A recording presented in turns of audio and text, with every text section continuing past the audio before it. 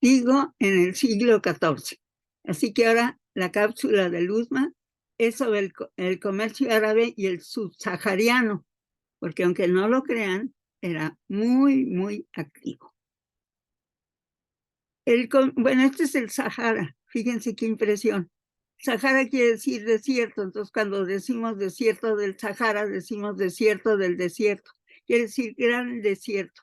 El Magreb tiene muy poquitos pedazos, aquí donde está Túnez, por ejemplo, la ciudad, o sea, donde estuvo Cartago, tiene muy pocos pedazos que no son desérticos, como pueden ver, y estos pues casi lo son, igual Egipto. Entonces, cuando uno es muy romántico puede pensar que están entre dos océanos, ¿verdad? Los de aquí y uno de estos, pues, o sea, aquí en el Magreb está uno entre dos océanos, el Mediterráneo y el Sahara, nada más que este es de arena. Pues Heródoto es el primero que habla del comercio entre los árabes y el África subsahariana. Entonces, él vivió, es el padre de la historia occidental. Se supone que nació más o menos entre el año 484 a.C. y se murió en el 425 a.C. Él era geógrafo y padre de la historia occidental y describe costumbres y rutas de la época de Cartago. Y una de ellas es la que se refiere al sur del Sahara. Y habla de dos ciudades muy importantes.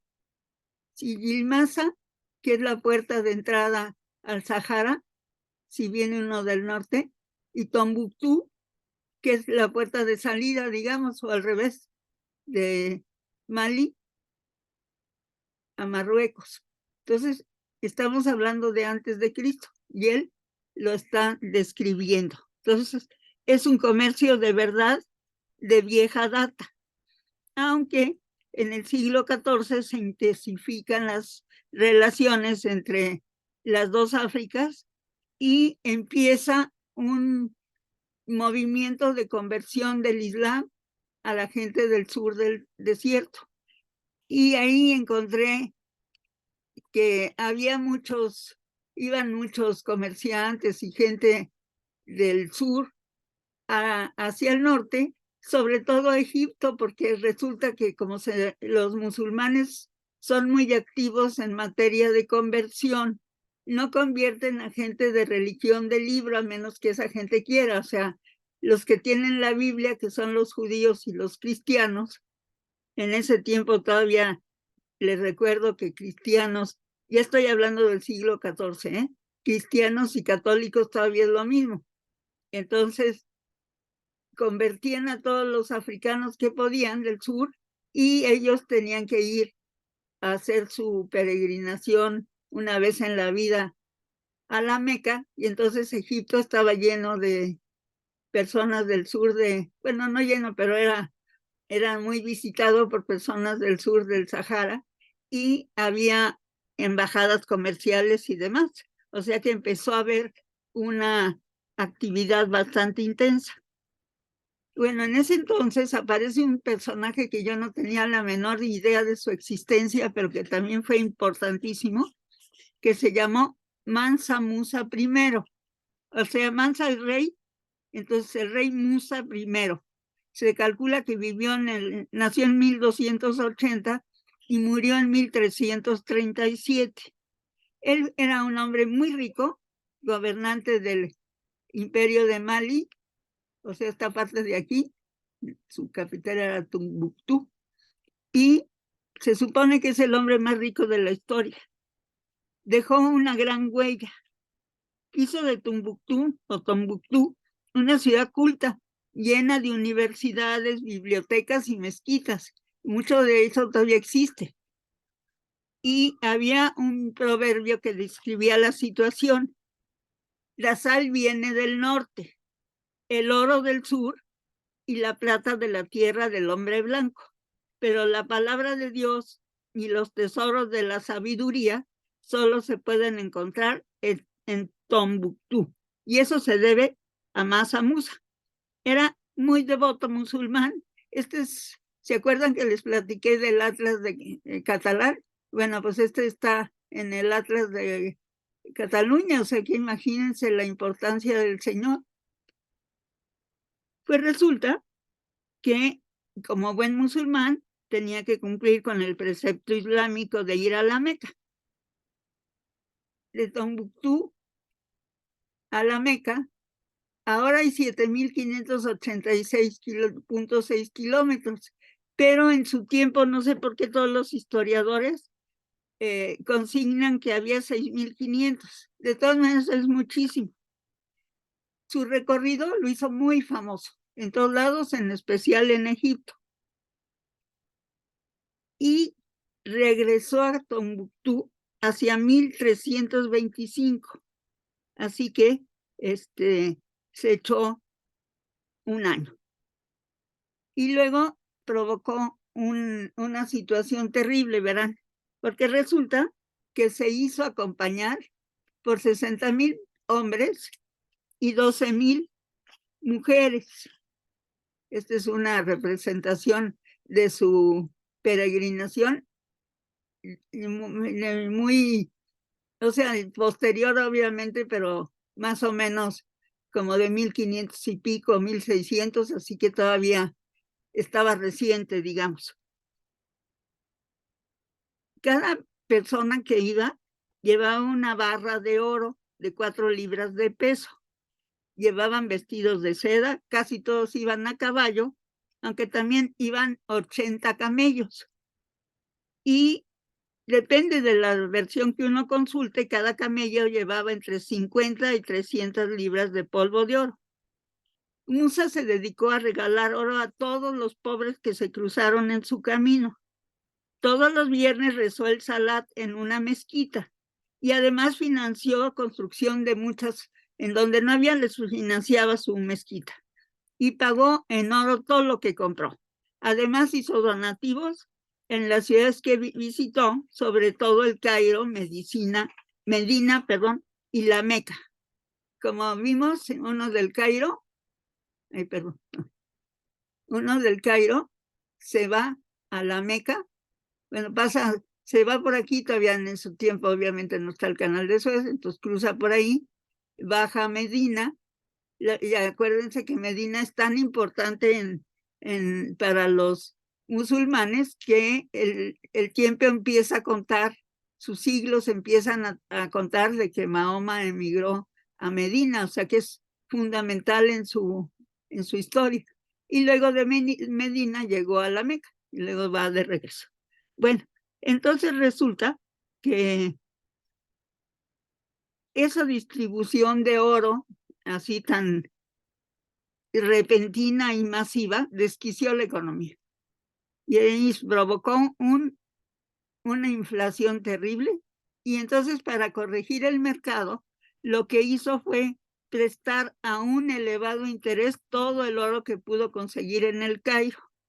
Así que se dice que es el único caso de una persona que controló directamente el precio del oro en el Mediterráneo.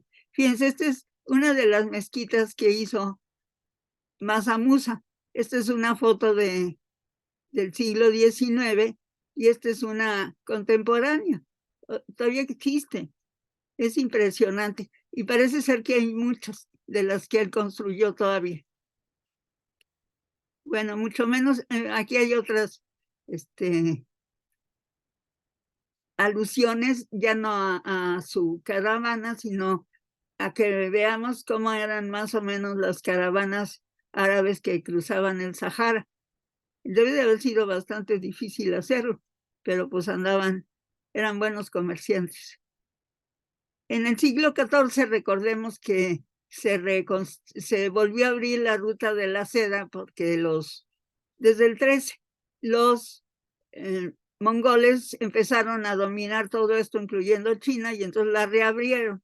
Entonces, fíjense, aquí llegan, aquí está Arabia Saudita, aquí empieza África, aquí llega la ruta de la seda, y entonces lo que pasó también fue que esas caravanas que iban al sur de África, a la África subsahariana, se empezaron a desviar al Cairo. para poder comerciar lo que venía del Lejano Oriente.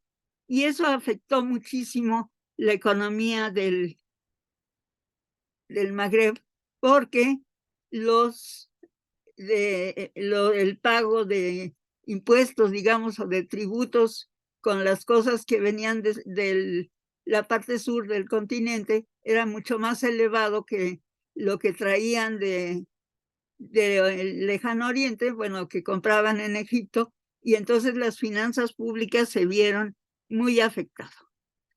Luego, cuando ya empiezan a llegar los europeos, ya como platicamos la otra vez, que empiezan a establecerse, etcétera, etcétera, bueno, pues hay mucho contacto, pero de alguna manera pues se afecta porque los europeos también participan, aunque los árabes jamás dejaron de practicar el comercio en forma regular. Y uno de sus comercios era cambiar caballos árabes por esclavos.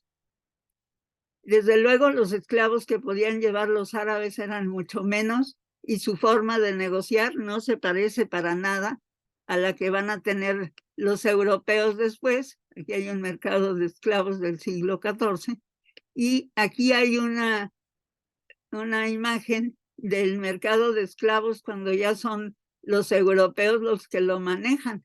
Lo peor es que se parece mucho a la distribución que tienen a veces los camiones que llevan a los migrantes ilegales o refugiados, como les dicen los europeos, de a Europa o a Estados Unidos, o atraviesan a México o se suben en México, pero el problema sigue siendo igual y es impresionante. Bueno, este es ya el mercado europeo o manejado por los europeos. Fundamentalmente portugueses eran los que vendían y sus transportes eran ingleses, y pues ese sí fue terriblemente masivo, digamos. El de los árabes no era tanto. Bueno, entonces hacia 1350 los árabes cambiaban caballos, esclavos por caballos, o sea, ellos vendían los caballos y compraban los esclavos. Los caballos eran muy apreciados por su valor militar. También vendían textiles, pues aquí están cómo se vestían los árabes y era muy bien visto en el sur. Sal, alumbre. Miren, aquí están placas de sal que ya llegaron a Malí, a Tombuctú, y las piedras de alumbre, que todavía se usan. Ahora los desodorantes, algunos tienen alumbre, y bueno, pues tiene muchos usos hasta la fecha, en colorantes y también en medicina. Eso es muy curioso. ¿Y qué compraban? Pues compraban colmillos de elefante, las plumas de avestruz y oro. Llevaban mucho oro, todo el que podían. Y alguno que otro producto agrícola. Bueno, hay una hipótesis que se dice que también compraban cobre en pequeñas cantidades y que se extraía en Níger, y que tal vez había ya yacimientos de estaño en la meseta nigeriana. El cobre, el estaño y el zinc son indispensables para fabricar el bronce. Y en Benín y Nupe había desde siempre un importante comercio de figuras de bronce. Y estas no sé de qué época son, pero son de esa zona, y pues es posible que las vendieran desde entonces. Pues esto es todo por hoy. Espero que les haya gustado el comercio árabe y el subsahariano. Si ese es el caso, pues les agradeceré que le den clic a la manita que tiene el dedito para arriba, y que si no se han suscrito a mi canal y les gusta lo que les platico, pues que me hagan el favor de suscribirse. Hasta la próxima, que les vaya muy bien.